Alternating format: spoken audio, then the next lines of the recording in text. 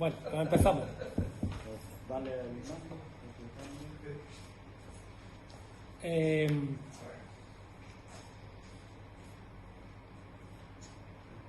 Estoy muy feliz de comprobar cómo el público de la conferencia es en realidad, de esta primera charla, vamos a decirlo así, es en realidad el equipo de grabación multitudinario que hace que esto lo podamos realizar ahora mismo, por todos los problemas técnicos, etc.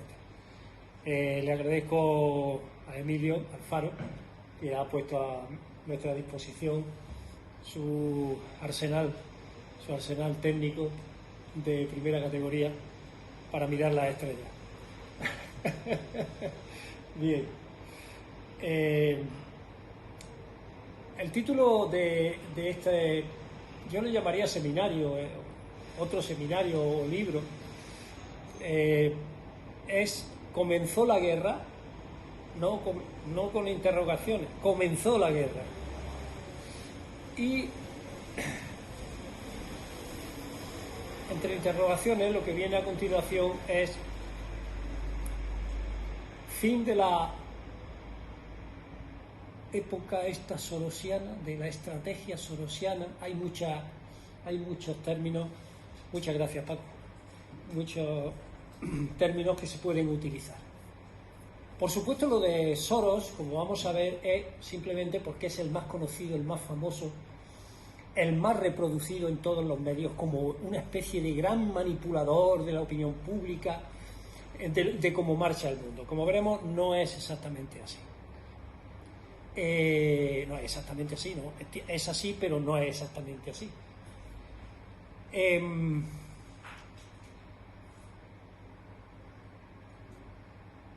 Leyendo otra cosa esta mañana, voy a empezar por una fake news histórica,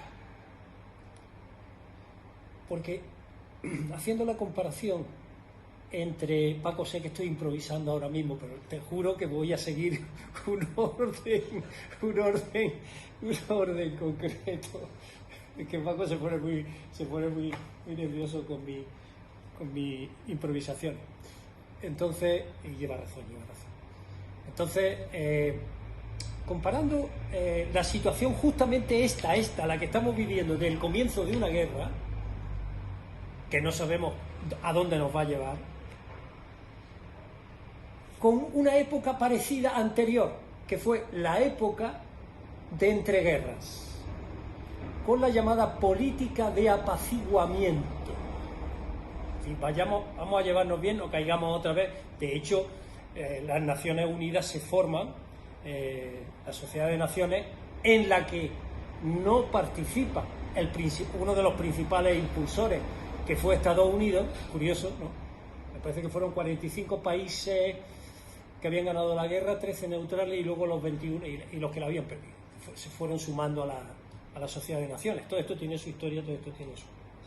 Bien, comparándola con esa época hay una cosa muy curiosa. Hay un momento que todos conocéis, porque se repite se repite mucho en los documentales de guerra, en que Chamberlain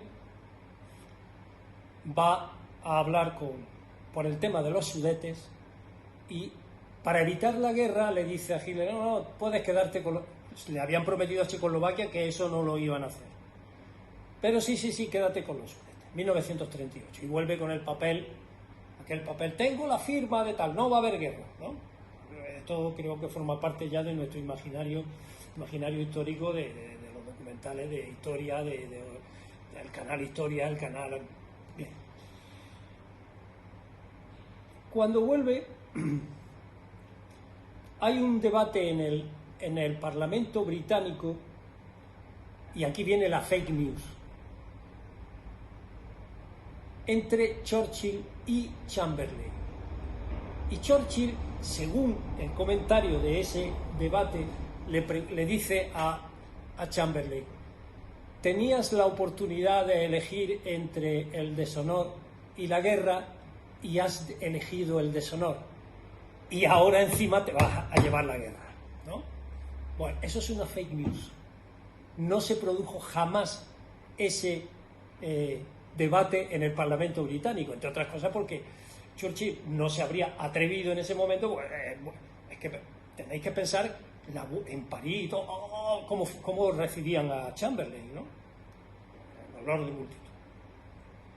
Por tanto, esa fake news, quería comenzar con ella para que vierais que las noticias falsas siempre hay que tratar de asegurarse dentro de lo que uno puede, no son de ahora. Y son de una época que es muy parecida en ciertos aspectos a la época de hoy. ¿Por qué lo comparo? La comparo por la situación actual. Es decir, en la situación de los 20 años que van desde el fin de la Primera Guerra Mundial hasta el comienzo de la Segunda Guerra Mundial, son unos 20 años, que son aproximadamente a los 20 años, un poquito más, desde la caída de la Unión Soviética y el muro de Berlín hasta la época en que estamos viviendo. Pero, ¿cuál es la política europea, de la Unión Europea y de los Estados Unidos? Hasta ahora era también de apaciguamiento, muy conciliadora, aparentemente, con Rusia. Aparentemente.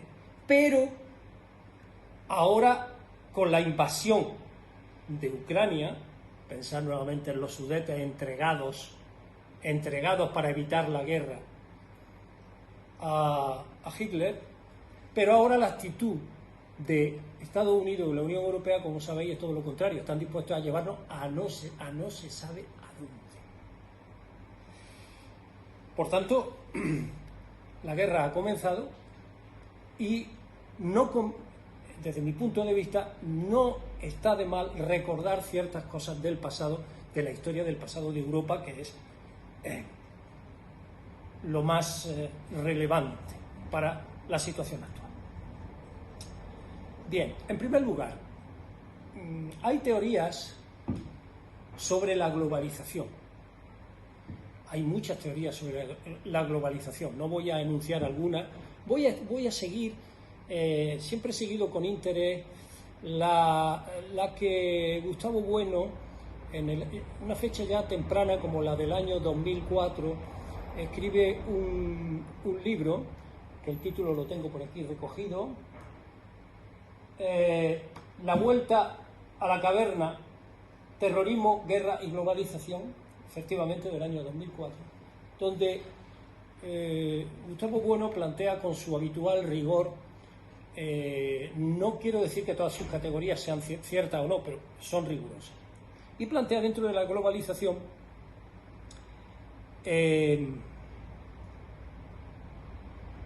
una globalización de aureolar, la llama así, ahora lo voy a explicar. Y antes, nuevamente volviendo atrás, ahora sí estoy organizando la conferencia según el esquema, Paco. Tenemos una primera secuencia. Imaginaros un esquema con una primera secuencia. Esa primera secuencia es que la historia tiene un fin al que se llega teleológicamente. Es decir, hay una teleología en la historia que conduce a ¿qué?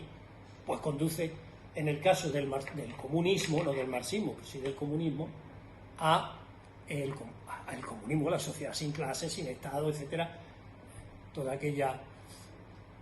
Nikita Khrushchev, en los años finales de los 50, comienzos de los 60, creía que esa llegada a ese final, vamos a llamarlo ya utópico, ucrónico realmente, que era un comunismo, el comunismo, la promesa del comunismo, la gran promesa por la que tanta gente se ha dejado la vida,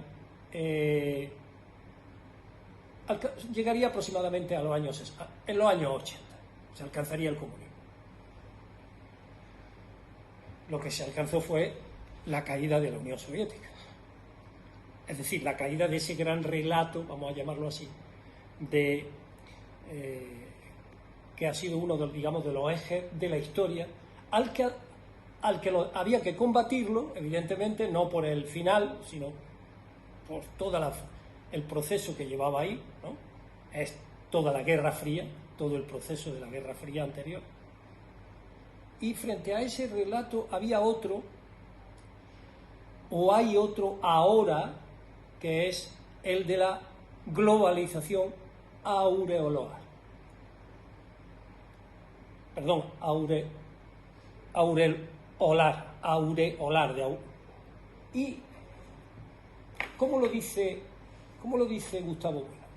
Dice, una idea aureolada es una idea que solo puede considerarse referida a un proceso real, realmente existente, como era el socialismo. El socialismo era, siempre se nos decía a los países que el socialismo realmente existente, el que había en la Unión Soviética y el Comecon, ¿no? Cuando lo envuelve con una aureola tal que sea capaz de incorporar las referencias positivas existentes a unas referencias aún no existentes, o como existentes virtualmente. Las referencias positivas pueden pasar a ser interpretadas como referencias de ideas.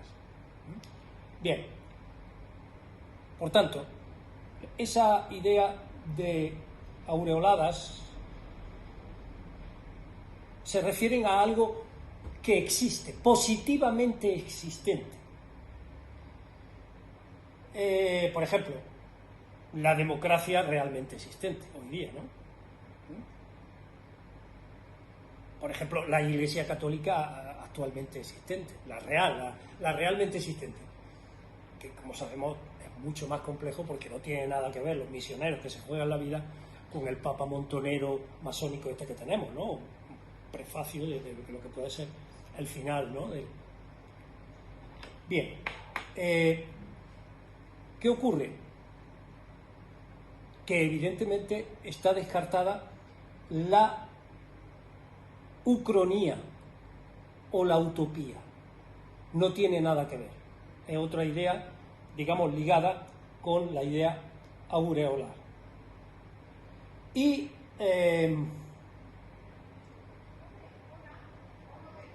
vuelvo al esquema anterior de el comunismo que iba a llegar. Esta idea implica su final, es decir, que va hacia un sitio y ese sitio no puede ser más que una globalización cumplida. ¿De acuerdo? Bien. Me vais a permitir que dé un salto hacia esa época en donde hay una película que se llama Es esta, Network. Es una película de 1976. Quiero que escuchéis bien las cosas que se decían en esta película. Robert Finch, que es uno de los actores, William Holden, no sé si fue Robert Finch, fue nominado para el Oscar, se lo dieron, pero murió antes.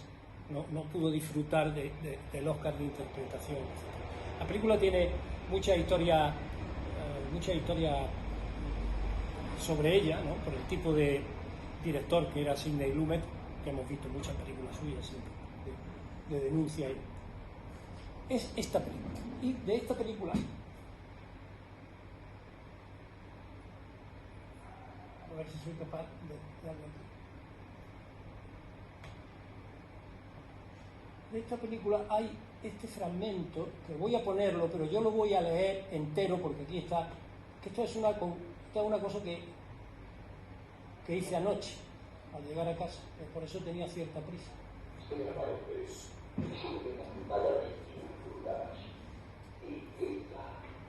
Sobre América y la democracia. No existe América. No existe la democracia. Solo existe la IP, la IPP, la APP, Impon, DAO, Unión Cambio y Exxon. Esas son las naciones del mundo hoy día. ¿De qué hablan los rusos en sus consejos de Estado? ¿De Karl Marx? No. ¿De sistemas de programación? Voy a leer el texto completo. Solo pude enganchar, creo que hay una grabación aproximada del texto que os voy a leer. La descubrí ayer, no me acordaba de la película, pero digo, bueno, voy a mirar en internet y voy a ver qué hay. Entonces, el texto dice así, el texto que está diciéndole William Holden a Finch, ¿no?, a Bill, dice: usted es un viejo que solo piensa en términos de naciones y pueblos. No existen naciones, no existen pueblos, no hay rusos, no hay árabes, no existen terceros mundos, ni Occidente. Existen solamente un gran sistema de sistemas, un vasto y salvaje entretejido intercalado, multivariable, multinacional, dominio de dólares. Petrodólares, electrodólares, marcos, yenes, libras, francos y rublos. Es el sistema internacional monetario que determina la totalidad de la vida en este planeta. Ese es el orden natural de las cosas de hoy día. Esa es la estructura atómica y subatómica y universal que configuran las cosas de hoy día. Y usted se ha entrometido con las fuerzas primitivas de la naturaleza. Entre admiración, no interrogación. Y usted debe repararlo. Admiración.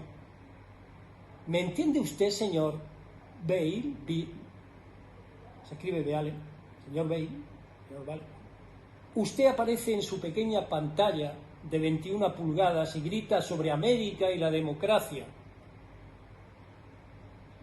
No existe América, no existe la democracia, solo existe la IBM, el trozo que he elegido, la ITT, la ATT, DuPont, Dow, Unión Carbide, Exxon. Esas son las naciones hoy día.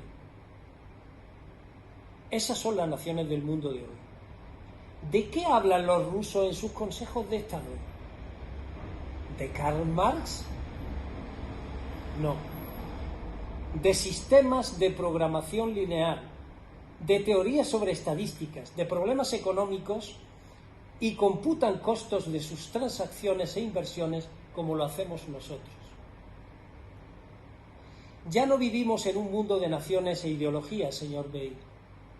El mundo es un colegio de corporaciones inexorablemente dirigido por los estatutos inmutables de los negocios.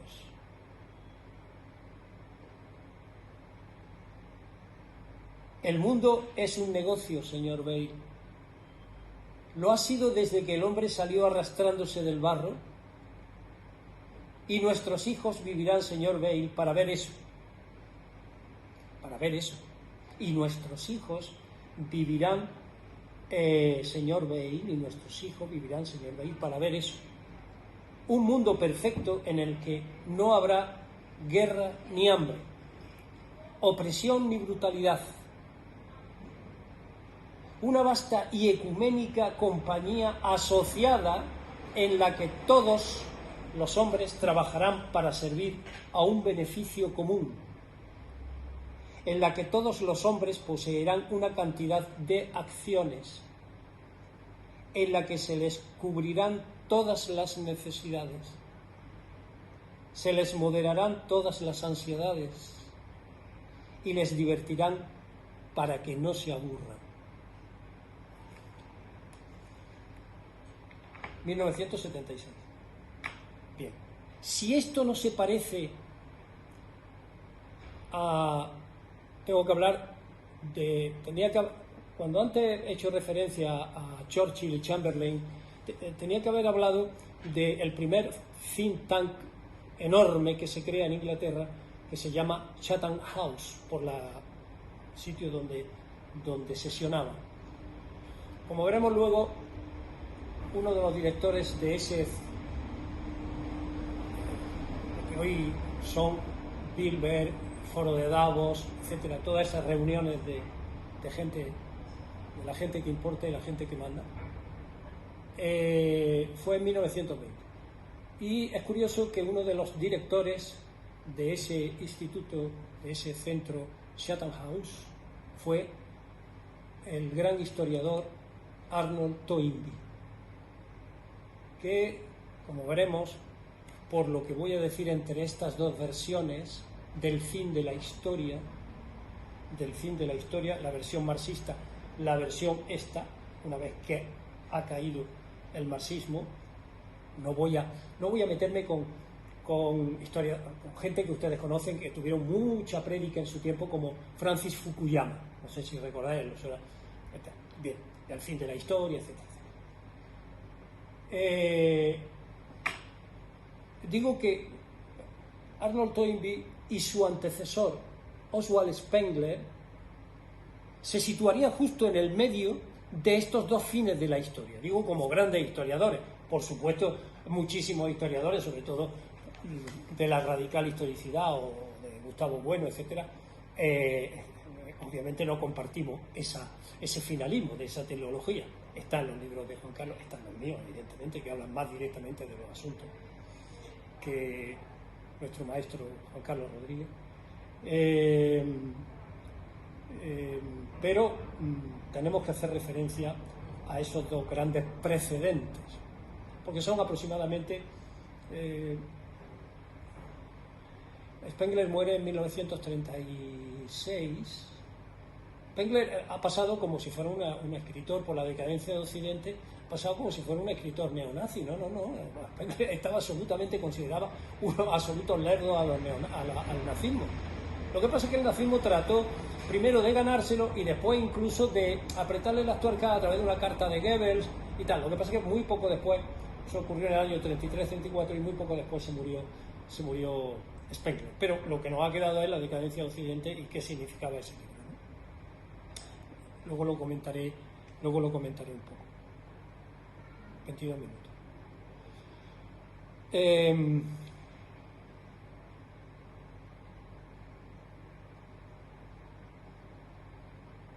Todos sabéis que algunos de los principios ya incluso, vamos a ver, creo que tengo por aquí la lista de los que han formado parte del foro de Davos, que digamos es el más conocido, el más importante de los foros internacionales, y que son los que han determinado y que están determinando durante un tiempo hasta ahora. Por eso yo digo, fin de la globalización esta aureolar que planteaba Gustavo Bueno. Los nombres, algunos son los siguientes: Al Gore, Christine Lagarde, Ursula von der Leyen, Ursula von der Toten, como yo la llamo, Peter Brabeck-Lemaz, que es el director del grupo Nestlé, Lawrence Fink, que es el mandamás ejecutivo de BlackRock, Fabiola Gianotti, la directora del CERN en Suiza, Hermann Gref, el ministro de Economía de Rusia, Jack Ma, cofundador del grupo chino Alibaba, Rafael Reis, presidente del MIT, Massachusetts Institute of Technology, Jim Hagemann Snabe, presidente del Consejo de Administración de Siemens, Heizo Takenaka, el ministro de Exterior japonés, y Chu Ming, que es el anterior subgobernador del Banco Popular de China. El foro de Davos se financia con las aportaciones, con cuotas aportadas por más de mil empresas, muchas de ellas grandes, que facturan más de 5.000 millones de dólares anuales. Esa empresa contribuye con una cuota anual de 263.000 dólares para socios normales o de 527.000 para socios estratégicos. No voy a inundar de datos, porque los datos que son públicos, es decir, pues ya nos estamos aproximando al mundo de la famosa frase, ¿no?, de Soros, o dicha o repetida por otros, no tendréis nada y seréis felices. El futuro nos está diciendo a nosotros, a nuestros hijos. Nosotros todavía tenemos pensión. Nos está diciendo, no vais a tener nada, pero vais a ser felices. Que es lo que decía Sidney Lumet en la película esta, Network. El foro de Davos fue, ya que he hablado de la Chatham House, no voy a hacer un recorrido por todas las grandes, aunque tendré que hablar de ella en próxima sesión. El foro de Davos fue creado por un ingeniero y economista que llamado Klaus Schwab en Suiza en 1971. Y sus reuniones... tengo que decir, se me había olvidado un dato interesante. La cuota de asistencia a esa reunión anual es de $19.000. O sea, 19.000 euros os lo ahorráis y podéis ir al foro de Davos. ¿De acuerdo? Bien. Y ahora voy a dar alguna de la bibliografía. Sobre Soros se han publicado... He traído solo 3 libros donde vienen detalladas todas las inversiones que tiene, todos los que apoya. Por supuesto, voy a empezar. La pandemia, la relación de Soros, tal. Están todos los libros machacados absolutamente y leídos. El proyecto Soros y la alianza entre la izquierda y el gran capital. Esto es algo importantísimo, porque si esto es verdad, si lo que se dice aquí es verdad, que me parece que es evidente, cuando hablo de la izquierda estoy hablando de la izquierda realmente existente. Por supuesto, izquierda en positivo esta parte, nosotros no participamos de eso, nosotros no participamos de esa historia. Como no participamos del estalinismo, no participamos del estalinismo. Y a todos nos costó nuestro costo, tuvimos nuestro costo, evidentemente. Por ejemplo, la cancelación. ¿Es que creéis que yo no sé que estoy cancelado? Eso es evidente. Eso es evidente. Parece que uno se chupa el dedo, ¿Qué ocurre? Y ahora conecto esto con la ADN recauchutada, la radical historicidad. Lo conecto porque, obviamente, la Asociación de Estudios Marxistas recauchutada, es decir, la de ahora, pero que sigue obviamente el impulso absolutamente de las ideas de nuestro maestro Juan Carlos Rodríguez, tenía que haber estado fundada en el año 2018, 2019. Lo que pasa es que se nos vino encima la pandemia, cuando estábamos, y los que la han refundado conmigo lo saben perfectamente, porque los papeles estaban preparados para entregarlo. Y dijimos, ¿y qué vamos a entregar? Yo no voy a saber si vamos a sobrevivir a esta pandemia en aquel momento, que era terrible y tal, el terror, ¿no? Cada uno encerrado en su casa, en estados de excepción ilegales. Es la verdad, jurídicamente. Pero en la reflexión con la que yo empezaba, esta de recauchutada, está este texto publicado en una revista que ya no me cita, que evidentemente, y no me citan, vamos, citan a la librería a Pitarte y no citan a Tiempos Modernos. Es asombroso, ¿no? Y además lo hace un amigo que lo conoces perfectamente. Hoy se lo estaba diciendo a Manolo, digo, fíjate, y no me cita, no cita, o sea, borrar la historia, ¿no? Borrar el pasado. Bien, de otra manera esto va a volver.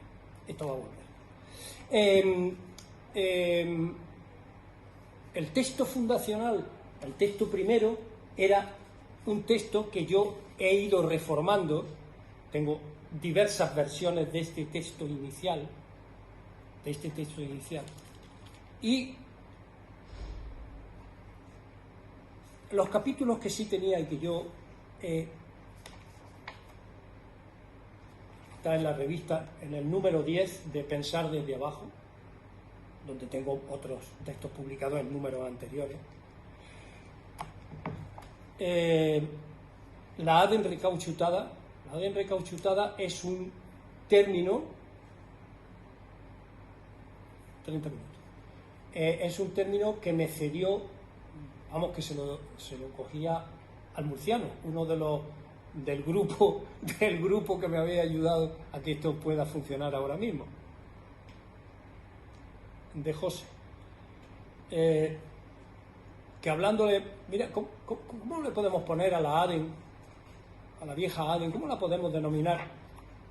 Habíamos dado con varios términos, ¿no? Y en un momento determinado dice recauchutada, y digo, ese es el término, y así ha pasado.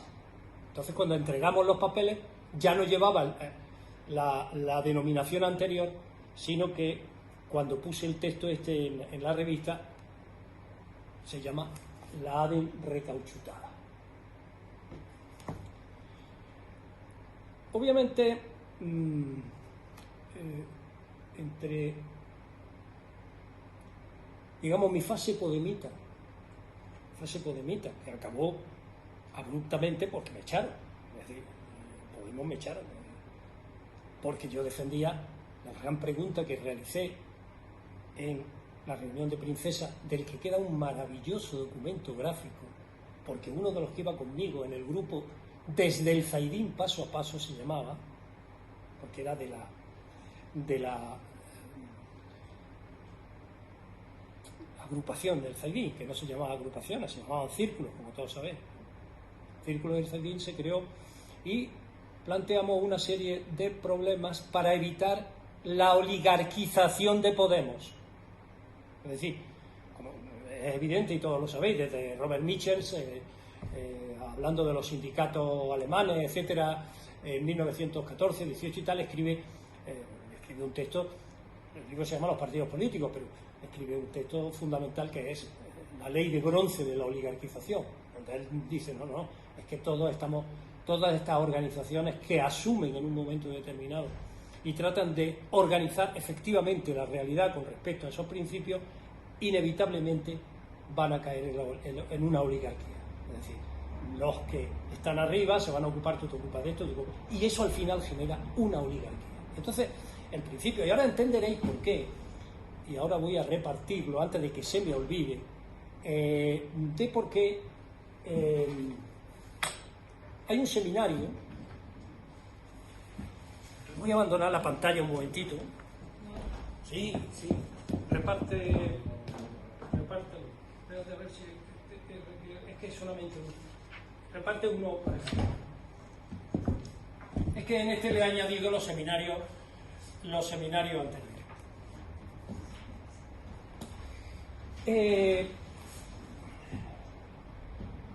Esto me lo he encontrado, no lo he fotocopiado, estaba ahí desde si os dais cuenta,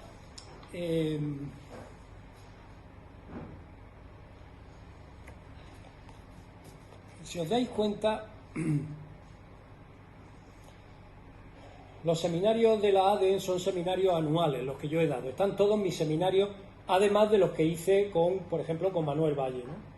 Que también están ahí consignados. Los seminarios se inician en el 87-88, que es cuando yo fundo con Juan Carlos Rodríguez la Asociación de Estudios Marxistas.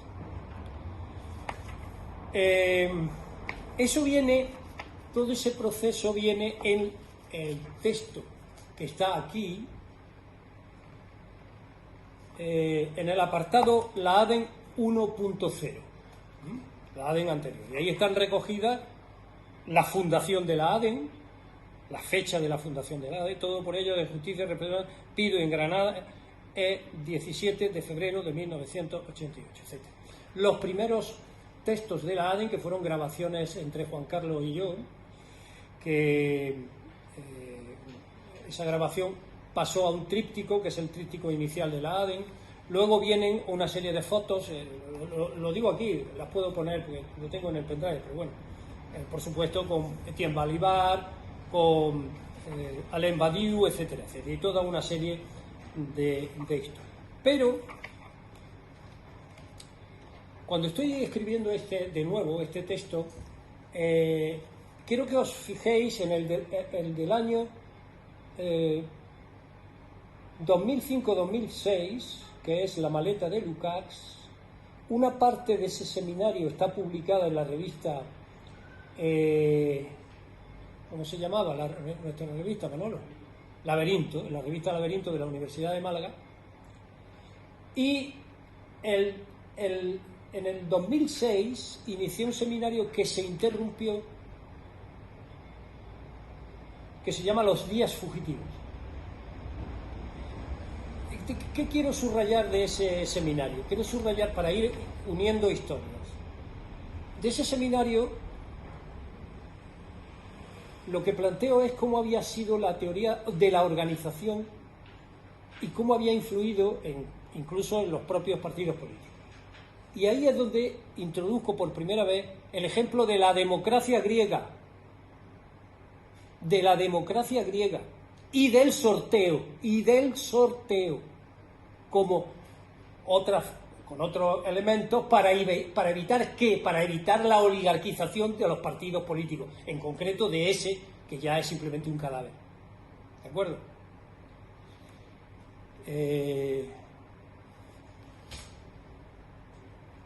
Se interrumpe e inmediatamente, en el desconcierto que había con la crisis que ya estaba inminente, ¿no? La crisis que llevó a las elecciones del 2011-12, ¿no? Y con la última etapa, en ese momento final, dentro de la izquierda siempre ha habido, dentro de esa izquierda indefinida, queríamos hacerla lo más definida posible, en catalogación de Gustavo Bueno. Queríamos hacerlo lo más definida posible, pero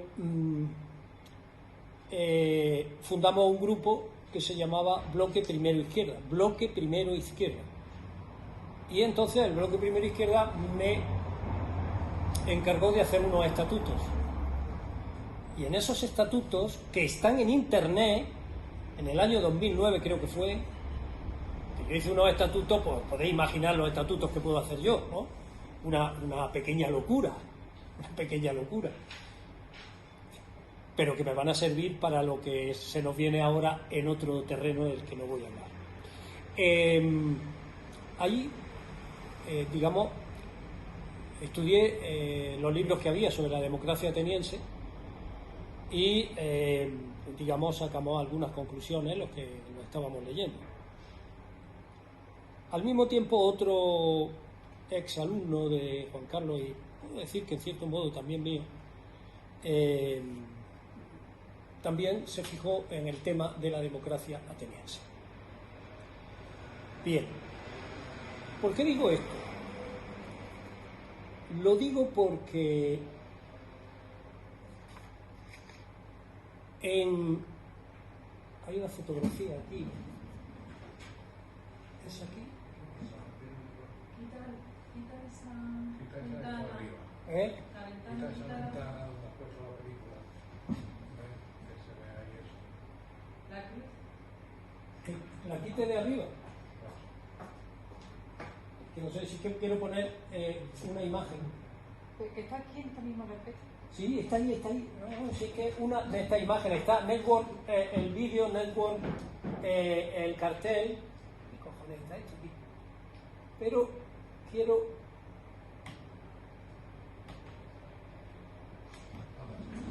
Esto es reciente y quiero conectarlo.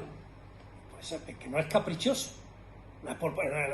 No, es que al final yo os recomiendo de verdad que veáis este documento. Es impresionante para mí además es como una especie de revancha gracias a Armesilla. La revancha me la da Armesilla, ¿no?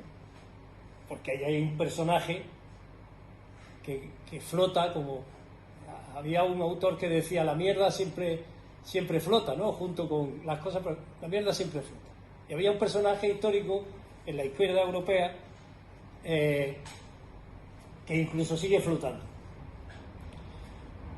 Pero al final, lo interesante, lo tengo que buscar exactamente el momento y grabarlo, es que en el debate, esto es reciente, acaba de ocurrir, en el debate uno de los asistentes, ahí había profesores de Armesilla, etcétera, dice es que no podemos seguir así porque ¿cómo evitamos lo mismo que yo había dicho? ¿Cómo evitamos que se formen oligarquías, que podemos ser? Y claro, habría que mirar en cuestiones como el sorteo, han descubierto ahora, ¿no? El sorteo.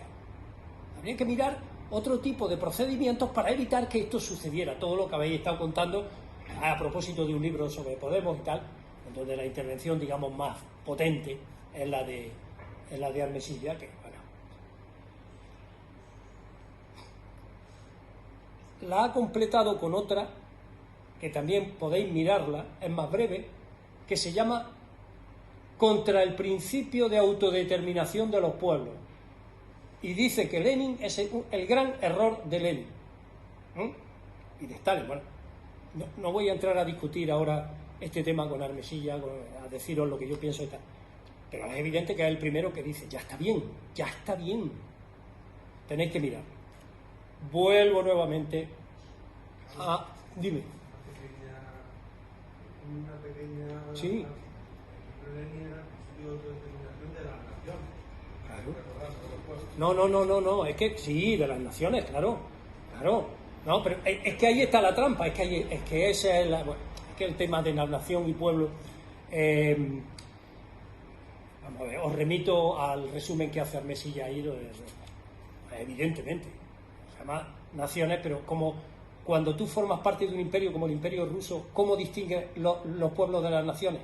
Por eso he dicho pueblo, adelantándome al tema identitario que hoy día es la izquierda. Y el resultado es una constitución que va contra la destrucción, que va a destruir Chile, por ejemplo, si se apoya, que es la constitución chilena. Porque, claro, si resulta que lo importante son los pueblos, cuando digo pueblos me estoy refiriendo a los indígenas aquí, en este caso los mapuches, los aymaras, todo. ¿Qué queda de la nación? Este es el tema. O sea, las naciones y lo que hay detrás de las naciones constituidas. Efectivamente, el principio, lo que Lenin habla, en muchos escritos, y no son todos lo mismo, y eso me llevaría a un seminario sobre ese tema, pero tampoco quiero entretenerme, quiero llegar a la sustancia de lo que estoy. Bien, entonces, justamente cuando estoy escribiendo esto, recuerdo que en esa época, estamos hablando del 17 y 18, que es cuando se firma la paz, y luego el 19 en Versalles, había una guerra, una primera guerra mundial. Y los análisis que estaba haciendo sobre la situación actual y cómo podía acabar esto, que aparentemente todo era maravilloso, porque la globalización aureolada, esta de la que habla Gustavo Bueno, parecía próxima, y todo esto se quiebra de golpe y porrazo, ¿no? Se ha quebrado, yo creo que se ha quebrado, ¿no? Por muchos foros de Davos a los que vayan, esto ya no es distinto, y además el alineamiento de las grandes potencias, quiero decir otra cosa. Veníamos de un mundo, después de la Segunda Guerra Mundial, veníamos de un mundo bipolar. Estados Unidos, Unión Soviética.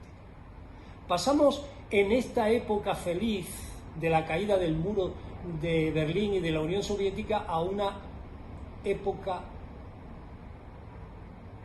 unipolar, solo los Estados Unidos. Y ahora se me está ocurriendo sobre la marcha. Y ahora estamos en una época tripolar: Rusia, China, Estados Unidos. Digo, para volver a hacer análisis que no sean el pedestrismo, ¿no? de simplemente, sino tratar de pensar en profundidad lo que puede ocurrir, lo que está ocurriendo, cuáles son las fuerzas que están moviendo esto y a dónde nos lleva, ¿no? Que ese es el objetivo de una asociación de estudio marxista, en la que por supuesto requiero y recabo vuestra ayuda para participar aquí y rompernos el coco a ver si logramos establecer este principio.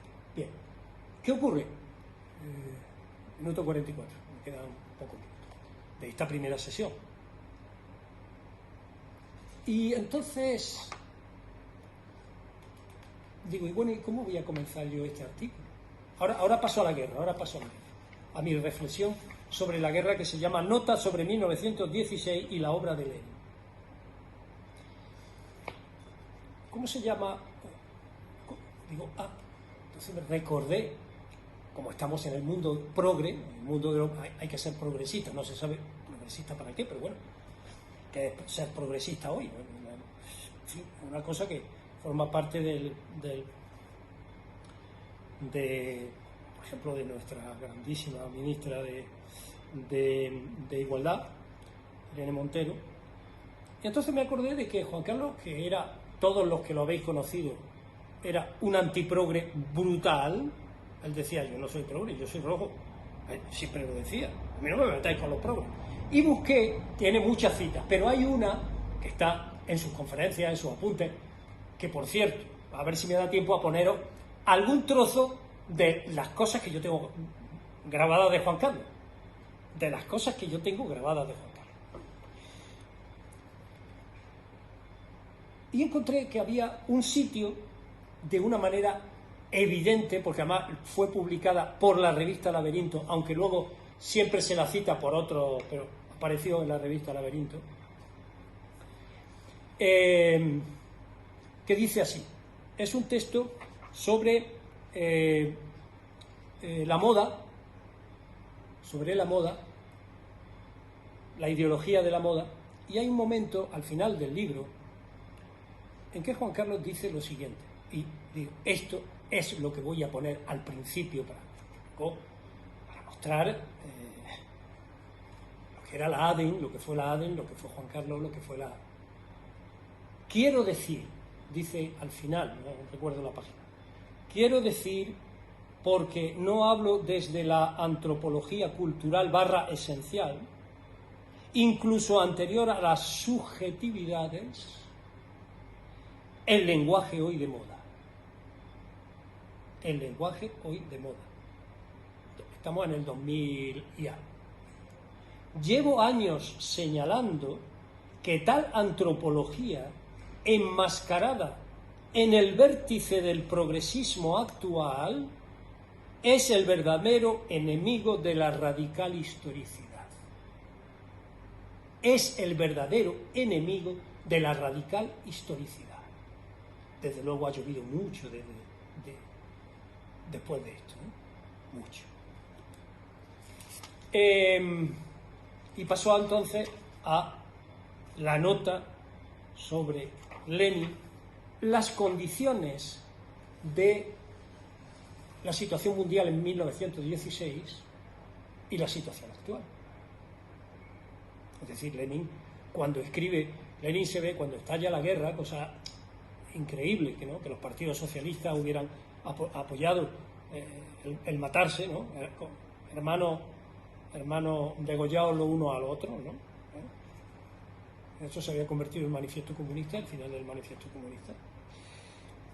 Lenin hace una serie de reflexiones sobre lo que está pasando en la guerra. Esas reflexiones son preliminares al capítulo siguiente, que es el que me interesa, que es mi hipótesis, la hipótesis que yo fabriqué en ese momento. Y ahí es interesante que habla de Kautsky, de Rosa Luxemburgo, de el otro, digamos, elemento del partido, Martov, etcétera, todo el grupo de mencheviques, etcétera, y hago un resumen de todo esto, que realmente tendría que leerlo, y por supuesto del padre del bolchevismo, del marxismo en Rusia, que fue Plejánov. Entonces trato de explicar cuál era la visión de Lenin en relación con esto, y por supuesto del otro gran pensador de ese momento, que fue Trotsky, que tiene puntos muy similares a los de Lenin en ese momento.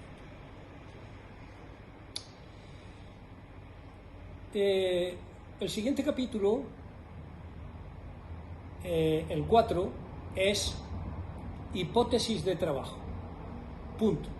Soros igual a Kautsky, entre guión falso, fake news, falso, más Popper, entre paréntesis, falso.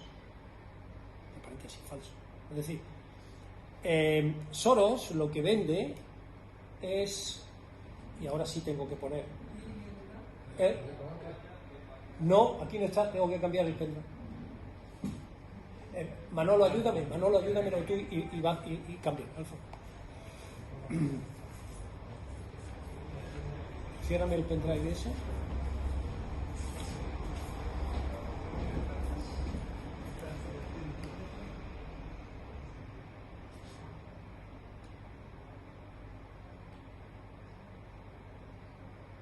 Bueno, supongo que conocéis a Kautsky y conocéis a Popper.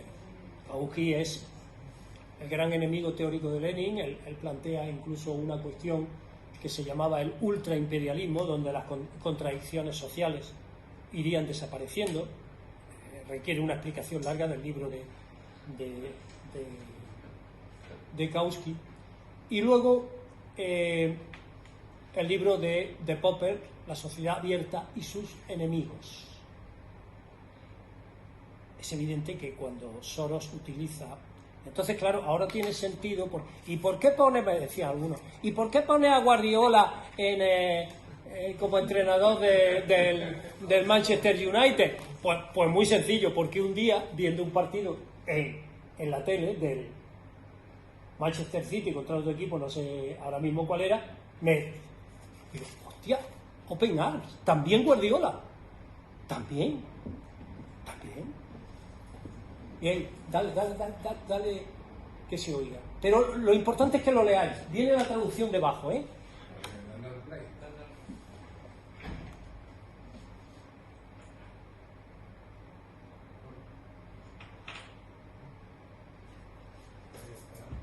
¿Tiene el volumen?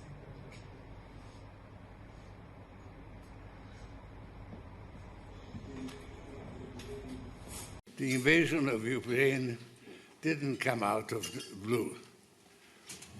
The world has been increasingly engaged in a struggle between two systems of governance that are diametrically opposed to each other: open society and closed society. Let me define the difference as simply as I can. In an open society, the rule of the state is to protect the freedom of the individual. In a closed society, the role of the individual is to serve the rulers of the state. Other issues concerning all of humanity, fighting pandemics and climate change, avoiding nuclear war, maintaining global institutions, have had to take a backseat to that struggle. That's why I say our civilization may not survive. Bueno, se queda. Vamos a ver. ¿Qué habéis notado? Lo más importante de todo es... Antes se pilla que a un mentiroso, ¿no? Perdón, que a un mentiroso, ¿no? ¿Qué habéis notado en este speech que es fundamental? Porque, vamos a ver, la conferencia dura un huevo, pero me he ido a la clave. La clave que no es otra que la clave de la mentira, como siempre. ¿Dónde está la mentira? ¿Dónde está la mentira aquí? ¿Por qué digo en mi texto que Kautsky falso? Eso no lo voy a desarrollar ahora. El ultraimperialismo. Popper falso. Está citando a Popper. Sociedad abierta, sociedad cerrada. Pero ¿dónde está la trampa? ¿Dónde está la mentira? ¿Dónde está la fake news de este señor? En que no sé si os habéis dado cuenta que dice que las sociedades abiertas son aquellas que protegen la libertad del individuo. Y a continuación, ahí está, queda como intercalado, y a continuación dice todo lo que tenemos que hacer. Cambio climático, todo. ¿Dónde está la libertad? ¿Pero qué libertad me estás dejando usted si me está haciendo el programa de mi vida? El programa próximo de mi vida. ¿De qué libertad me está usted hablando? No sé si os dais cuenta. Es importantísimo trincar a las ideas por los pelos, no hay que cogerlas por los pelos muchas veces. Esta es la cuestión. Esta es la cuestión. Entonces, claro, cuando yo escribía el texto no disponía de esto que os estoy enseñando ahora, porque lo hubiera hecho más claramente. Por eso esta primera sesión, interrumpiendo mi seminario sobre Juan Carlos Rodríguez, que va a continuar, sobre toda la obra de Juan Carlos Rodríguez, que va a continuar, y voy a poner textos, y voy a poner imágenes de Juan Carlos I, por ejemplo, Juan Carlos Rodríguez I, de Juan Carlos Rodríguez I, hay que afinar, 55. No disponía de esto, pero ya estoy en camino de ir cogiendo todos los hilos y mostrando todas las cosas. En relación con esto de Soros,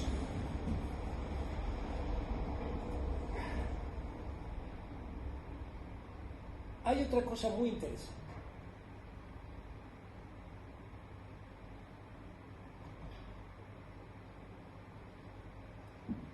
No lo fui fotografiando. Lo fui fotografiando y os voy a poner todas las fotografías ahora. Ahora sí me gustaría tener el polla este. Ah, está ahí. Lo digo para ir pasando. ¿Tú desde ahí lo puedes ir pasando?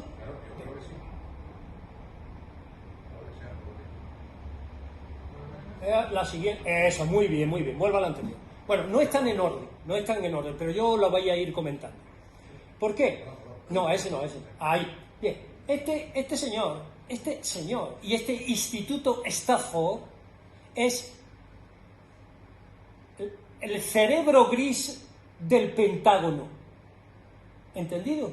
El cerebro gris del Pentágono.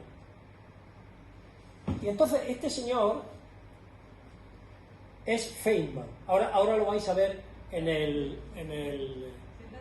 Sí, vale. Ve pasando hasta que aparezca el nombre. ¿Sigue? Sí, sigue. No importa. Sigue.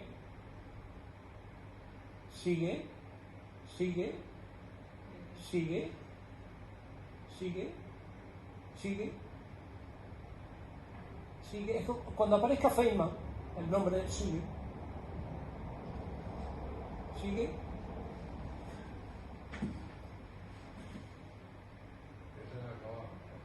Dale para atrás, en algún momento tiene que estar. En alguno no hemos...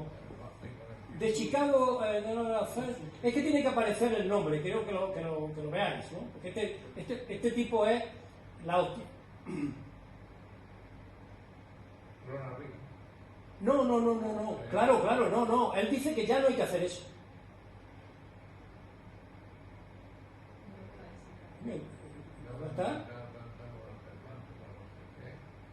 Ahora os lo voy a ir comentando. Aquí está. George Friedman, fundador del PDF de Stafford. Ese es el núcleo de pensamiento profundo de los Estados Unidos, del Pentágono, de los que mandan en el mundo, que no se manda solo con moda, se manda con las armas, con la guerra. Bien, ¿qué es lo que viene a decirnos aquí este señor en 1900, creo que es del 14 o del 15? Vamos a ir bien, mira, para empezar,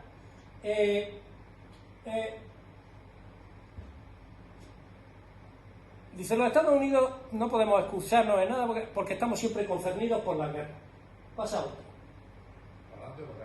Me da igual, porque no sé el orden. ¿Cuál es el interés?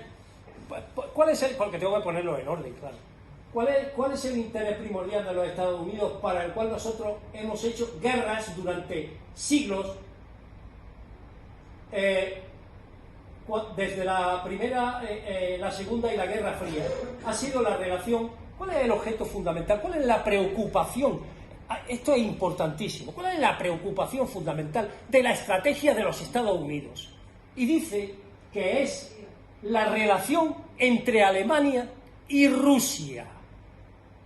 Porque, y dice en otro momento, ahora lo vais a ver, porque nosotros lo que le tememos es al potencial industrial de Alemania y las energías y las materias primas rusas. Eso es nuestro peligro. Ahí es donde tenemos que evitarlo como sea. Como sea. Yo estoy exponiendo las cosas como son. Y los que piensan. Y los que dicen esto hay que hacerlo. Y se hace. ¿De acuerdo?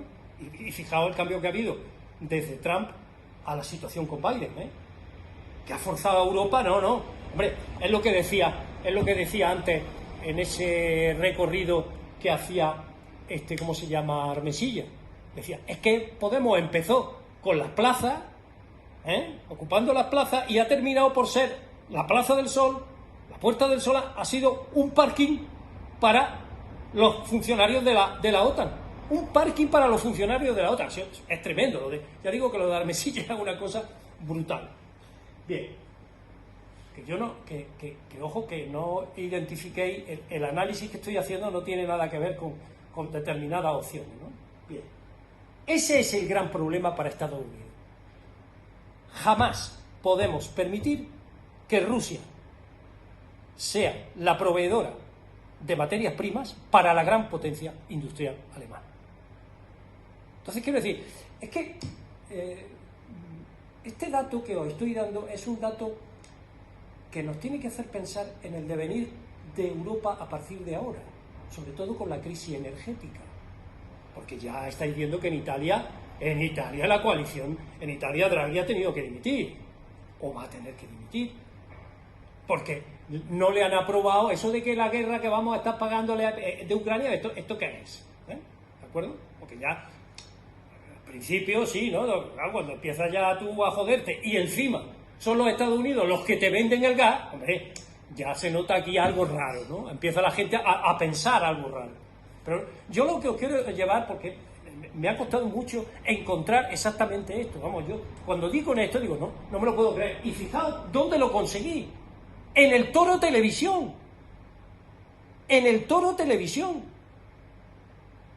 porque hay que buscar en cualquier parte donde se encuentre algo que atisbe o que alguien que diga algo en relación con él. Puedes pasar a otro.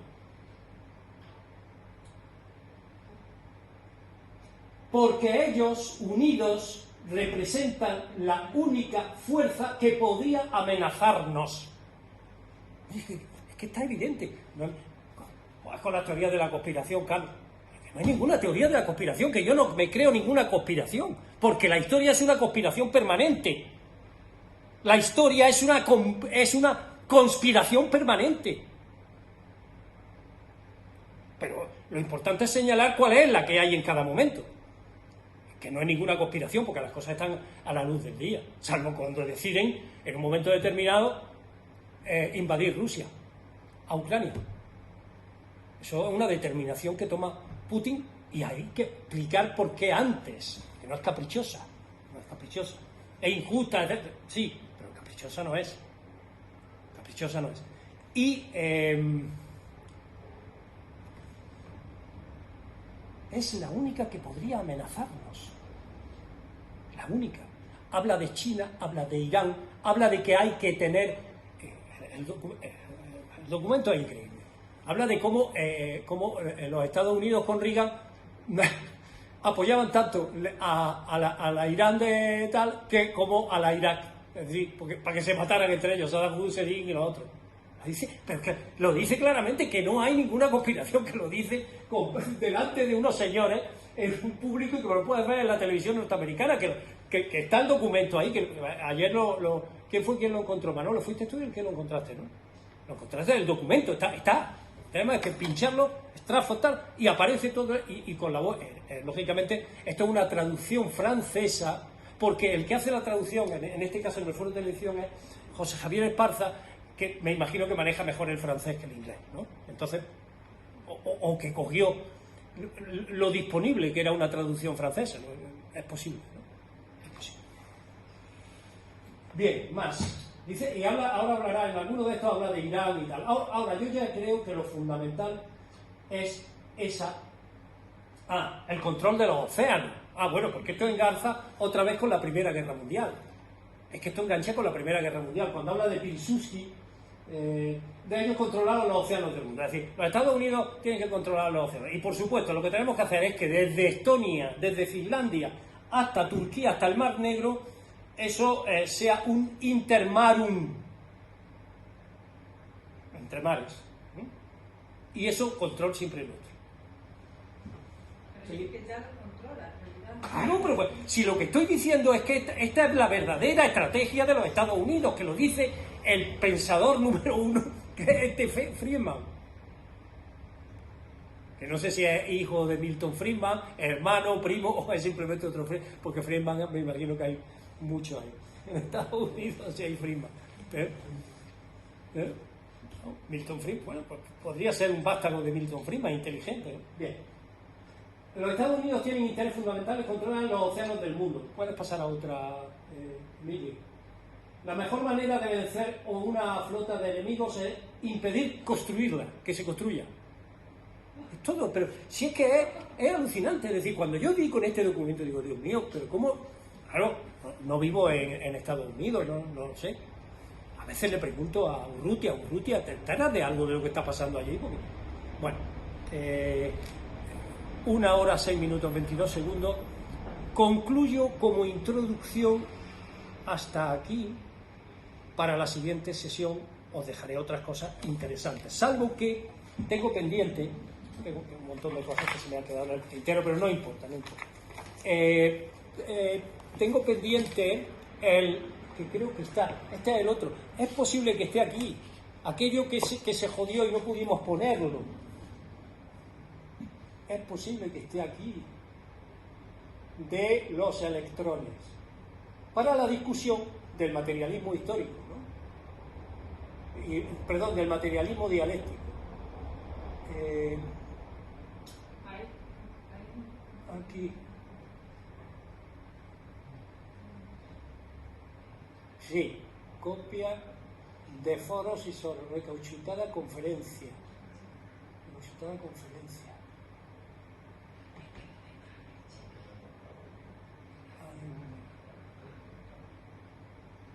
Creo que está aquí, creo que va a ser esto.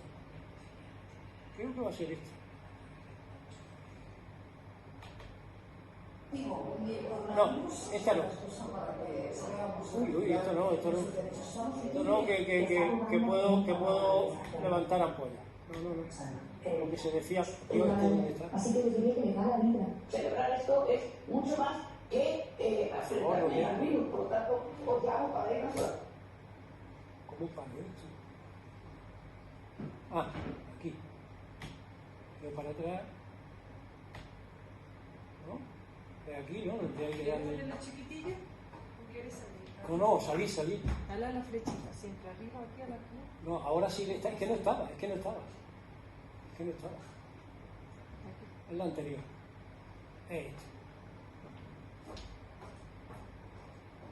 A veces lo digo por el coronavirus OE o coronavirus OE de ciertos personajes de la Tierra. Esta es. El átomo de hidrógeno es la clase de átomo más abundante y es más simple.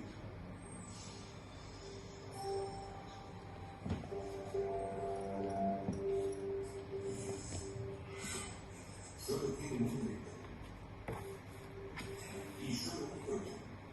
Hemos entrado en el reino cuántico. No corresponde a una experiencia humana. El sentido común no es de ninguna ayuda. Pongamos el electrón en el átomo. Un electrón no existe entre orbitales. Desaparece de orbital y reaparece. Es como si cogieran una ascensor sacando algo, pero dejamos de existir. Era otra cosa. Los ascensores cuánticos solo paran en ciertos casos. Los tamaños de las órbitas de los electrones están limitados de forma estricta y son diferentes en los átomos de cada uno. Por eso los objetos son diferentes. La química de cualquier cosa está determinada por las órbitas de sus electrones. La fuerza que mantiene a un electrón en su órbita no tiene nada que ver con la gravedad. Se trata de una fuerza de atracción. El electrón baila dibujando un anillo ondulado alrededor del núcleo central del átomo de hidrógeno y da saltos cuánticos de órbita en órbita hacia arriba o hacia abajo. Cuanto más grande sea su órbita, más grande será la energía de dicho electrón. Un electrón tiene que tener energía para sacar una órbita más grande y tiene que perder energía para sacar una más pequeña. Cualquier salto hacia arriba se produce porque un átomo absorbe una onda de luz. Pero no tenemos ni idea de lo que provoca los saltos hacia abajo.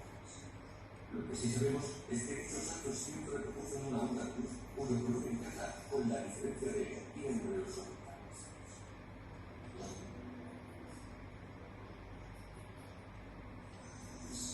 La superficie del Sol emite ondas de luz de todos los colores. Si miramos la luz del Sol a través del prisma, veremos su espectro. Si ampliamos dicho espectro con un telescopio, tal y como hizo Joseph Fraunhofer, levantaremos el telón y veremos el baile del electrón dentro del átomo. Cuando la energía del electrón desciende y este baja una órbita inferior, la banda de luz que emite se dispersa. La mayor parte no nos llega a nosotros. Eso deja un hueco oscuro o una línea negra vertical en el espectro. Estas líneas oscuras son las sombras proyectadas por los átomos de hidrógeno de la atmósfera del Sol. Los átomos de sodio proyectan sombras diferentes, sus electrones varían a un ritmo distinto. Un grano de sal está compuesto por átomos de sodio y cloro. 10.000 billones de ellos operando sus alocadas correlaciones en un único grano de sal. Y un simple átomo de hierro con 26 electrones es como un gran número de electrones de hidrógeno. Cuando observamos una estrella con un espectroscopio, ya. Pues esto es lo que quería ver puesto para aquella discusión lo antes posible sobre por qué yo me oponía al materialismo dialéctico. Claro, el materialismo dialéctico de estas cosas no podía ser. Pero que de la materia, los términos que hablaban él y como hablaban español, es realmente de risa, ¿no? Entonces, lógicamente, si esa es la base, pues después lo único que nos queda es peinarse y enfrentarse. Estamos terminando.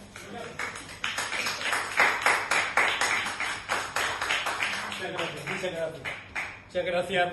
Distinguido público, nunca mejor dicho, ¿eh? Distinguido público. Que no es público, es colaboración.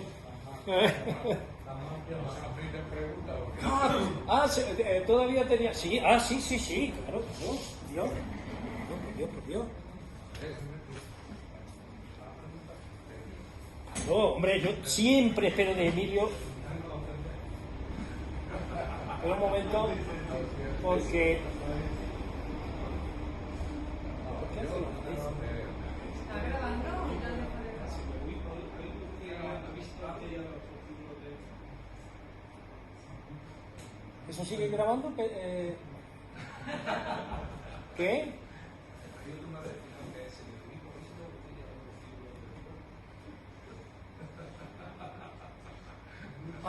Es que tenía aquí para que lo pudierais leer, digamos, seguir el texto de la pregunta. Venga, a pregunte usted, que se tiene que ir doña Isma.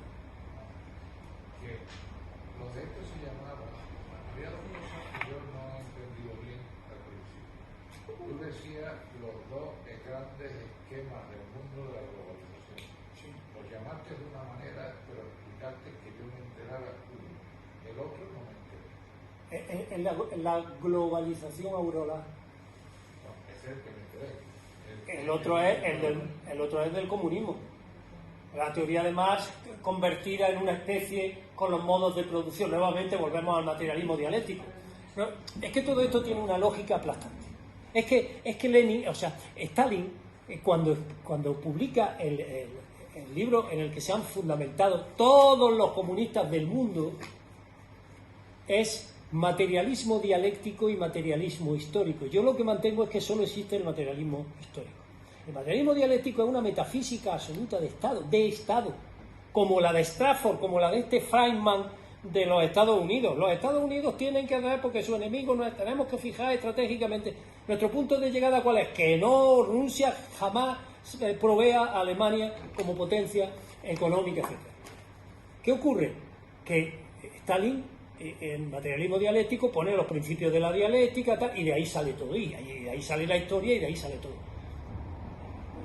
Una barbaridad, es una pura barbaridad, que solamente se lo tragaba la gente porque tenía dos opciones: el Gulag o pasarte a las ideas, por ejemplo, como le ocurría a Babilov, pasarte a las ideas de Lysenko. No tienes otra opción. Si no, te van a hacer la vida imposible o va a acabar mal. Bueno, de hecho es que acabaron muy mal. Que esto de la represión, no solamente contra los campesinos, el Holodomor, el famoso Holodomor, que significa exactamente eso, ¿no? En ucraniano, ¿no? La hambruna, la muerte, ¿no? Es decir, que esta es la historia. Nosotros no podemos dar, nosotros lo que no, yo lo que no puedo es mentirme a mí mismo porque me siente mal que no tengamos una teoría unificada del universo que se llama materialismo dialéctico. Usted, no existe, no existe. Y lo mismo con los datos históricos. Es decir, vamos a ver. Es que ya entro en cosas que no quiero entrar. Es decir, no me puedo... ¿Cómo me va usted a hacer creer, después de haber estudiado la historia de España, de todos los historiadores, ingleses, sobre todo ingleses, franceses y norteamericanos, sobre lo que fue la guerra civil? ¿Me va usted a contar que la guerra civil vamos a ver, que la guerra civil viene por la muerte de Calvo Sotelo, el asesinato de continuación, aparte de todas las cosas que habían ocurrido antes? Eso es innegable.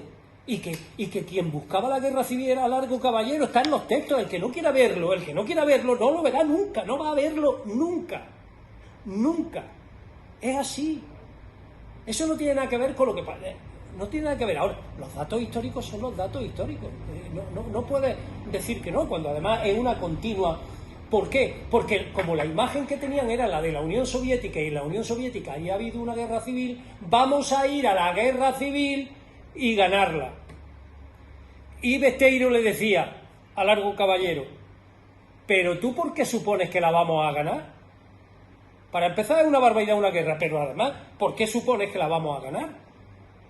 Esto es así, esto es historia, no memoria, esto es la historia que ha habido. Y entonces, lógicamente, en este mundo de mentira pues, que vivimos y que está descrito perfectamente por este señor, por Soros, es decir, pero vosotros tenéis que creer lo que yo diga. La sociedad abierta protege la libertad del individuo, pero siempre que vosotros hagáis lo que os vaya a comer ternera, que os vaya a dejar de comer, que vaya a comer hierba, etcétera, etcétera. Ese es el programa. Porque además todo esto se mete con el cambio climático, del que ayer estábamos hablando, y estabas tú también, Emilio. El tema del cambio climático, que es una cosa... bueno, hemos asistido a muchas conferencias del cambio climático, y vimos aquella y tal. Es decir, que yo no voy a negar que ahora mismo se está produciendo un cambio. Eso es evidente. Que esté producido, probablemente, no digo que no, pero quiero decir, la Tierra ha estado cambiando climáticamente, pues ya verás tú. Cuando fue bola de nieve fueron como 300 millones de años. Es que se nos olvidan también las dimensiones del tema. O cuando hablamos de las épocas glaciares anteriores al Holoceno, estamos hablando de lo que estamos hablando, y tienen una serie de características que, para mí, lo más relevante es que gracias al periodo larguísimo que estamos de interglaciar, descubrimos la agricultura, pudimos descubrir la agricultura. Pues si hubiera sido más breve, no hubiéramos podido descubrirla. Vamos a ver el cambio climático. No, yo no. El cambio climático producido por causas naturales durante toda la historia del mundo. Claro. Eso Claro. Grandes incendios, es un incendio que podría haber acabado con zonas como la Amazonia, eso Entera. simplemente de producción de cambio climático, Claro. grandes emisiones, y eso es como meteoritos. Lo que también es innegable es que la era industrial ha creado un nuevo aporte, o sea, una nueva causa más para el cambio climático. Totalmente de acuerdo. Entonces, eso es lo que ahora mismo ¿y cómo es? Principalmente aporte de CO2 y de gases. Claro. claro, siempre ha estado, claro, animales, rumiantes, siempre hay. Pero evidentemente el metano en las producciones agrícolas ahora mismo es bastante grande y sobre todo, más que un viaje en avión produce una cantidad de CO2 tremenda. Y eso se ve una correlación directa entre el aumento de la temperatura y el aumento del CO2. Entonces, después de eso, ya no había que meter más datos, porque Estoy de acuerdo contigo, totalmente. Estoy de acuerdo. Ahora, respecto a lo que tú has puesto a nivel norteamericano, es decir, Norteamérica tiene, como la mayoría de los países, pero Norteamérica tiene además una cantidad de foros, como el que pertenece a ese tío, que le puedo, que yo lo pongo. Sí. Foro, Claro que sí. donde efectivamente llega un tío que es listo, que ha estudiado, que tiene también sus intereses económicos, y que tiene su ideología y dice, a ver, yo aquí veo que el principal problema que tenemos es este y este. Y no, me parece bastante razonable. Me parece que es bastante razonable. No digo que eso vaya a pasar, pero que digamos, a ver. No, es que ha pasado. La diferencia es que ha pasado, Emilio. Vamos a ver, yo lo pongo como que ha pasado. Tenemos un problema, ¿no? Porque tenemos un problema porque efectivamente tenemos a mucha gente y mucha gente de que aparte, pues, el resto de Europa se puede romper, tenemos una serie. Pero que otras opiniones que no necesariamente son esas, por ejemplo, yo vi no hará mucho una documental también estupendo de un tipo español en el que decimos Rusia siempre ha tenido una manera de defenderse. La manera que ha tenido Rusia de defenderse es crear un pasillo que iba desde el Báltico hasta el Mediterráneo. Exacto. Ese pasillo lo tenía que tener controlado, o por lo menos no dejar que lo controlaran el resto del mundo. O sea, lo dice ahí el documental. ¿De acuerdo? Esa es también otra opción. O sea, Rusia tenía que defenderse de que efectivamente la Polonia, Hungría, Bielorrusia, todos los países que anteriormente eran su frontera, eso ya lo dijo Catalina, ¿cuál es la mejor manera de defender mi frontera? Agrandarla. ¿Por qué? Porque puedo esperar que cuando de verdad lleguen al Gran Moscú, yo efectivamente tenga preparado a mi ejército. Y por lo que te digo es que, aunque haya puesto un ejemplo muy interesante, foros que discuten esto, y que te dan diferentes opciones, hay muchísimas. Pero estas son las ejecutivas, las que ejecuta el Estado norteamericano, no otras. Hay otros foros en donde se... Vamos a ver. Claro que hay foros. Vamos a ver. ¿Tú que esta es la que ejecuta de Coño, porque lo acabamos de ver. Pero si es que acaba de ocurrir ante nuestros ojos. Polonia, ya tenemos Finlandia, desde Finlandia, Suecia, etcétera, hasta el mar Negro. Quiero decir, si es que es que este señor no es uno cualquiera. Yo de los otros foros he visto montones y opiniones de todos los intelectuales, filósofos, pero eso no, eso son opiniones, como la mía, que es una opinión. Pero ahora yo tengo el poder de decirle al Pentágono, a ponerlo en fila Europa, que ya está bien. No solo que tienen que pagar el 2% de Producto Interior Bruto, que tenéis que pagarlo, no como lo decía Trump, es que ya está bien, no, que vais a pagarlo, sino que además, en la guerra, voy a crear esto que es de política de vieja, y eso está en la historia, lo de Pedro el Grande, Catalina, bueno, no te quiero decir las cartas, Pedro el Grande, Catalina de Rusia, etcétera, incluso en la época de la Primera Guerra Mundial. Eso es, porque esto se une además con otra cuestión que también es ejecutiva. ¿Por qué? Y se pregunta Armesilla, ¿por qué esto del derecho de autodeterminación de las naciones? ¿Por qué? ¿Por qué lo defiende Wilson? Porque es una idea de Wilson. ¿Por qué? Porque no quería el imperio austrohúngaro, que hubiera un imperio austrohúngaro, quería destrozarlo y convertirlo en todas las nacioncitas que estaban allí, Hungría, tal, y luego lo hicieron con Yugoslavia, porque forma parte de una estrategia, pero de una estrategia que hay quienes tienen el botón para hacer, hágase. Pero eso se dio antes de Wilson, eso se dio después de la Revolución Francesa, a principios del 19. Bueno, ya, pero bueno. Romántica, pero no, yo no estoy hablando de... No, yo no estoy hablando de la ideología, yo estoy hablando de que a mí esto me llamó la atención, que no me habían llamado otras y que no he puesto, tengo montones de opiniones, Sí sé que el otro es una cantidad de chorradas, pero ellos no tienen el poder para hacerlo, no tienen. Te digo, quiero contar un dato curioso, porque si no, supongo lo sabéis. Hace 2 años, ¿quién era el director de Gazprom? Israel, ¿Y quién era el director del gas en Ucrania? Zelensky, uno de los... Bueno, Zelensky no. El hijo de Joe Biden. El hijo de Joe Biden, eso no, Zelensky. La No. agencia del gas en Ucrania. Claro, Hace 2 años. Joe Biden. Es que eso ya son cosas Cosas que se escapan totalmente, a nosotros se nos escapa, pero nuestra función, ellos lo tienen clarísimo, pero nuestra función es descubrir, y repito, que no están en documentos secretos, están a la luz del día. Es como la carta robada de Poe. La carta robada está ahí, si no la tengo escondida en un... No, está a la vista de todos. Unas cosas están... Hombre, evidentemente, claro que hay cosas que no te van a decir, igual que Putin, cuando pasó lo de la invasión de Ucrania, yo dije, porque además en el mes de febrero tuvimos una renovación del Consejo Ejecutivo de mi partido, y al terminar la reunión dije, y atención, que va a haber una guerrita, y soy testículo del tema, que va a haber una guerrita, que Putin va a invadir Ucrania. Pero vamos, después de los Juegos Olímpicos, puse hasta la fecha, después de los Juegos Olímpicos de Invierno de Pekín, porque lo que no va a molestar a China. Eso estaba calcado. Armesilla, sin embargo, decía que no iba a haber guerra, por sus razones, por las que fueran. En ese mismo momento, y están los vídeos. Él dice, no, explica todo lo de Ucrania, Rusia, una magnífica charla histórica, pero llega a la conclusión equivocada. Equivocada, porque cuando tú dices, ¿va a haber guerra o no va a haber guerra? ¿No? Bueno, es que me equivoco. No, es que hay que tener mucho cuidado cuando uno va a emitir un fallo sobre esas cuestiones. ¿Y por qué lo emite? Y yo, digamos, acierto, vamos a llamarlo así, porque hago un análisis previo de todo lo que obligaba a Putin, aún en un determinado momento, a quitarse del medio a Ucrania. Que está mal.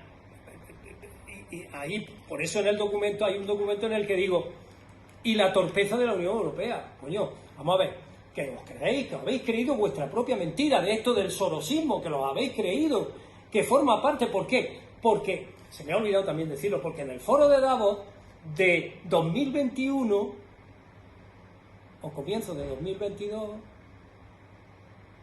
el enviado, la gran figura que inaugura el foro de Davos, ¿quién es?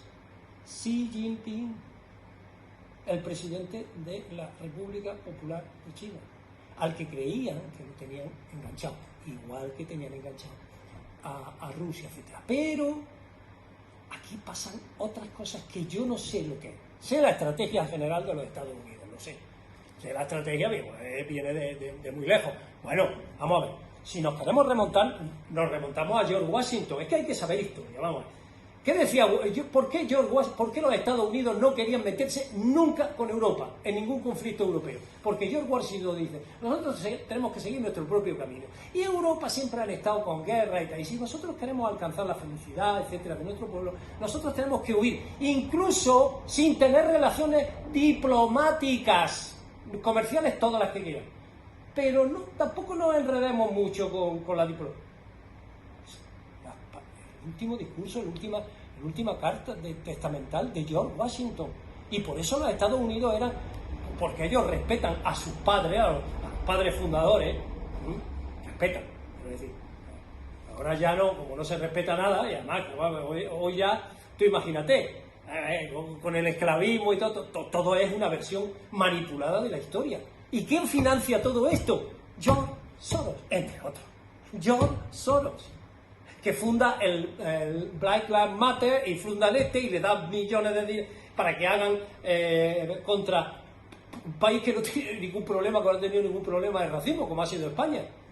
España, nosotros, afortunadamente, por católicos, por lo que sea, o por bragueta fácil, o por escasez, pues no hemos tenido nunca problema con mezclarnos con todo. De ahí ese tremendo mestizaje tremendo mestizaje, que ahora quieren convertir a los indígenas que han sobrevivido, porque España, incluso, coño, si hay hasta, en el siglo XVI hay hasta gramáticas del quechua y del otro, en fin. Pero, ¿dónde cala eso? ¿Dónde cala eso? Cala, obviamente, en un país con los tremendos problemas raciales que ha tenido siempre, con los negros, y cuando se ponen de rodillas, pero a mí no me vayas a decir que un español se tiene que poner de rodillas, por eso no nos ponemos de rodillas. ¿Yo qué he hecho yo contra lo que vamos? Pero ¿cuándo he considerado yo a un ser inferior por ser de otra raza? ¿De cuándo? Pero si estaban eso me imagino que en tu tesis también queda claro, ¿no? Que estaba toda la oligarquía, digamos, todo lo que estaban allí los indios, desde el principio, desde el propio Hernán Cortés. Están allí. Entonces, el Black Lives Matter, todo este tipo de todo está financiado. ¿Y porque vamos a ver? A ver si Soros, ayúdanos a mi partido, coño, y déjate caer con unos cuantos millones, hostia, que me resolvería todo el problema. Pero no, a nosotros no nos financian a esto. A estos movimientos disolventes, porque el objetivo, luego es que me ha faltado mucha parte de los textos, de lo que se dice, de cómo se dice y de cómo vamos a ir a una globalización, que en el fondo es lo mismo que decía Network, que ya no existe. Si es que en realidad, quitando ese interregno, porque todavía la película de Sidney Lumet es de 1976, y quitando el interregno que hay después de la caída de la Unión Soviética, que hay ahí unos años de felicidad, etcétera, bien, porque además ya parecía que efectivamente un mundo global, dominado ¿por quién? Por las grandes empresas. No existen estados, no existen países, si lo están diciendo, y es el mismo discurso de la ONU y de la OMS, es el mismo discurso. Tenemos que ir a todo, y por eso están la von der Leyen esta, la otra, son todos son de ese mejunje que creían que lo iban a poder llevar a cabo, pero no han podido llevarlo, y no sabemos a dónde nos va a conducir, porque yo miro las cosas y las miro, digamos, de cierto modo de una manera bastante pesimista. ¿Por qué? Porque en primer lugar, con los gobernantes que hay, digo, no solo en España, digo en toda Europa. Vamos, esta Úrsula, pero bueno, esta señora, ¿de dónde ha caído? Era la de que le llevaba el agua a Merkel. Y ya Merkel se equivocó ahora para Alemania de una manera muy dura, diciendo, no, con el gas ruso tenemos bastante, además si está Röder de presidente de Gazprom, ¿cuál va a ser el problema? Ahora, ¿qué es lo que ha pasado dentro, aparte de las tonterías de la Unión Europea y de los Estados Unidos, qué es lo que ha pasado dentro de ese Estado estalinista que sigue siendo estalinista y que no arregla sus cuentas con la historia, para que en un determinado momento Putin diga, hasta aquí hemos llegado? Eso lo desconozco, porque no tengo esto que os he mostrado hoy, porque como efectivamente Estados Unidos es una sociedad abierta, tú puedes acceder libremente a todos los pensamientos, etcétera. No digo que no haya reuniones aparte, no reuniones decisivas, pero bueno, son preguntas que tiene que hacérselo, preguntas que se hace un marxista. Voy a decirlo ya de todo, un marxista de Juan Carlos Rodríguez. No puede ser que nosotros nos traguemos todo lo que... No, es que hay preguntas continuas que surgen todos los días. ¿Y este tío por qué ha cambiado esto? ¿Y ahora por qué aparece este dato? ¿Y ahora por qué aparece esta polémica? ¿Y ahora por qué Ferrera? ¿Y ahora por qué? Todo esto es lo que nos tenemos que preguntar.